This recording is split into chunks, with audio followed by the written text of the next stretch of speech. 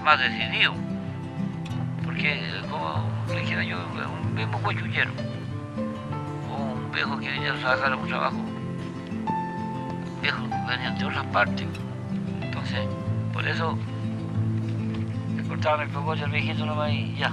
Bueno, que también dicen que por eso también se mataron, ¿no? Algunos se mataban. Esperaban por camino, creo que lo esperaban para quitarse Como venían con plata. para quitársela y ahí se mataron, ¿no? Se perdían nomás. A mí lo llamaban mancos largos porque le ponían, tenían unas monturas, mandas a hacer, las largas, de aquí. Y una de cursa, pues las cursitas 5 litros, 10 litros nomás, cualquier cantidad, pues. Entonces le ponían palatusa, palanca, por eso lo llamaban los mancos largos.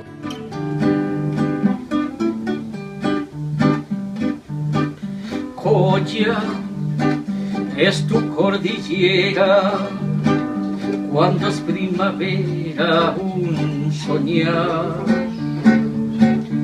Aroman tus campos huillí, la flor del espino y el raya. Coya, tus ríos y tus puentes te hacen diferente.